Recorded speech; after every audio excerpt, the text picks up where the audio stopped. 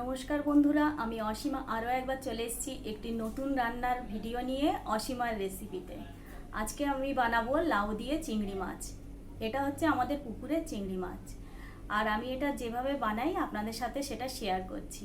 লাউ চিংড়ি বানানোর জন্য আমি এখানে লাউ ধুয়ে ঝিরিঝিরি করে কেটে নিয়েছি, আর নিয়েছি আলু টুকরো করে নিয়েছি, আর এটা হচ্ছে দেশি চিংড়ি মাছ।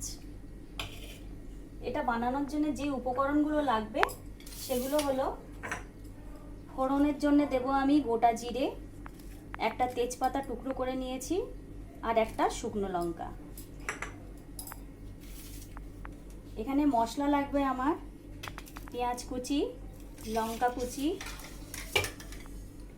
লবণ, হলুদ, লঙ্কার গুঁড়ো, জিরের গুঁড়ো, আদা বাটা, রসুন বাটা, আর সর্ষের তেল। কড়াটাকে আমি আগে থেকে গরম করে রেখেছি। এবার আমি চিংড়ি মাছটা এতে ভেজে নেব। এতে দেব সামান্য সর্ষের তেল, দিয়ে তেলটা আমি ভালো করে গরম করে নেব। আর আমি আগের থেকে লবণ আর হলুদ মাখিয়ে চিংড়ি মাছটা এখানে রেখে দিয়েছি। তেল গরম হয়ে গেছে, এবারে মাছটা আমি দিয়ে দিলাম, দিয়ে চিংড়ি মাছটা আমি হালকা করে ভেজে নেব।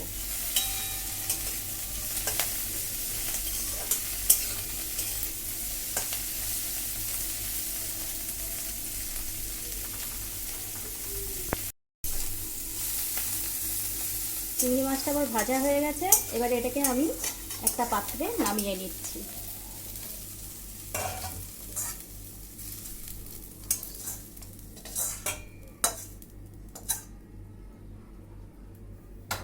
কড়াটা আবার বসিয়ে দিয়ে তাতে দেব সর্ষের তেল। অল্প পরিমাণ সর্ষের তেল দিলাম। তেলটা গরম হয়ে গেছে, এবার এতে দেব আমি একটা টুকরো করা তেজপাতা, আর দেব একটা শুকনো লঙ্কা, আর এক চামচ, ছোট চামচের এক চামচ গোটা জিরে।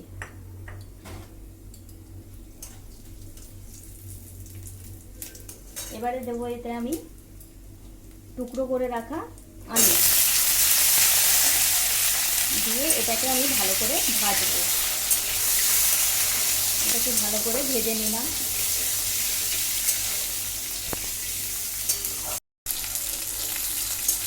আলুটা হালকাভাবে ভেজেছি, এবার আঁচটা আমি একটু কমিয়ে দিচ্ছি। এবার এতে দেব লবণ, এখন অল্প লবণ দেব, আবার পরে আর একটু দেব। দিচ্ছি হলুদ, দিয়ে এটাকে আমি একটু মিশিয়ে নিচ্ছি। আঁচটা একটু জোর করে দিলাম। এবারে এতে দেব টুকরো করে রাখা কুচি করা পেঁয়াজ,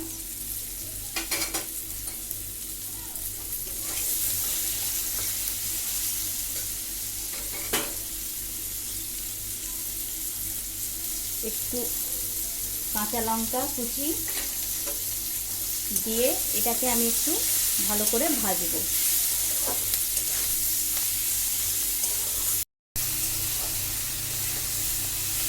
পেঁয়াজটা দিয়ে আমি হালকাভাবে ভেজে নিয়েছি আলুটাকে। আঁচটা এবার কমিয়ে দিলাম একটু। এবার এতে আমি দেব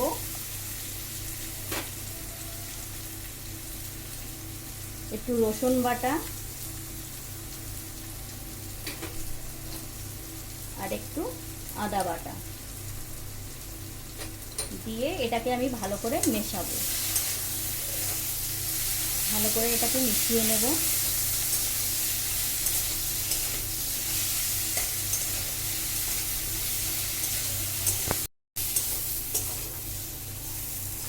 আদা রসুন দিয়ে আমি ভালো করে এটাকে কষিয়ে নিয়েছি। এবার এতে দেব সামান্য পরিমাণে জল।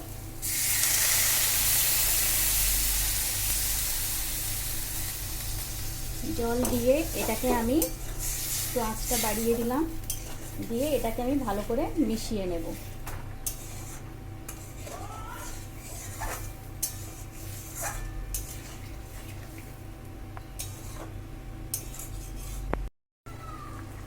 এতে দেব 1 চামচ গুঁড়ো লঙ্কা, দিয়ে এটাকে আমি মিশিয়ে নেব। এবার দেব এতে লাউ, যেটা আমি কেটে রেখেছি, ঝিরিঝিরি করে কাটা লাউ দিয়ে আমি এটাকে ভালো করে মিশিয়ে নেব।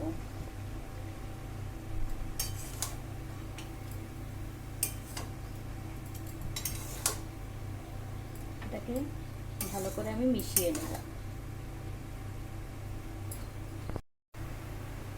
লাউটা আমি ভালোভাবে মিশিয়ে নিয়েছি। এবার এটা আমি চাপা দিয়ে দেব। চাপা দিয়ে মিডিয়াম আঁচে রেখে কিছুক্ষণ হতে দেব। এবার আমি ঢাকনাটা খুলে দেখে নেব যে লাউ কতটা সিদ্ধ হয়েছে। জল বেরিয়ে গেছে লাউ দিয়ে, লাউটাও হাফ সিদ্ধ হয়ে গেছে। এবার এতে আমি দেব ভেজে রাখা চিংড়ি মাছ। ভেজে রাখা চিংড়ি মাছটা দেব, দিয়ে এবার এটাকে ভালো করে মিশিয়ে নেব। সব দিক দিয়ে ভালো করে মিশিয়ে নেব। নিয়ে এবারে এতে দেব জিরের গুঁড়ো। এতে দেব আমি 1 চামচ জিরের গুঁড়ো, দিয়ে এটাকে আবার ভালো করে মিশিয়ে নেব।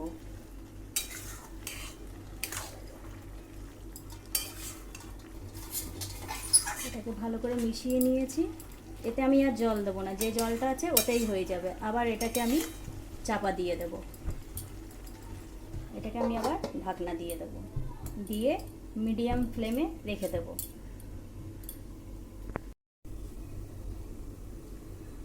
এবারে আমি ঢাকনাটা খুলে দেখে নেব কতদূর হলো।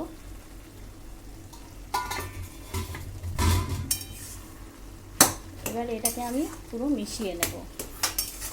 লাউ সিদ্ধ হয়ে গেছে। এবার এটাকে আমি ভালো করে মিশিয়ে নেব। আর এতে দেব একটু চিনি, এতে দেব অল্প একটু চিনি, দিয়ে এটাকে আমি আরও একটু ভালো করে মিশিয়ে এটাকে পুরো ঘেঁটে দেব।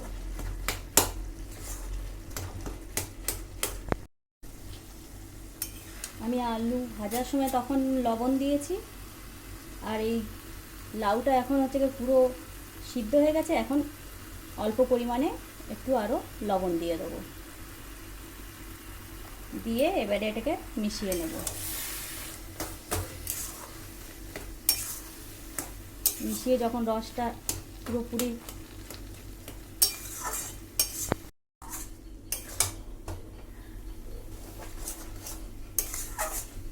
লাউ চিংড়ি আমার পুরো কমপ্লিট হয়ে গেছে।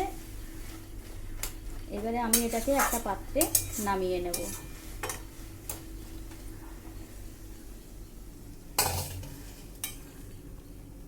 বন্ধুরা, আপনারা যারা যারা আমার ভিডিওটি দেখছেন একটি করে সাবস্ক্রাইব করে দেবেন, আর লাইক কমেন্ট শেয়ার করে দেবেন।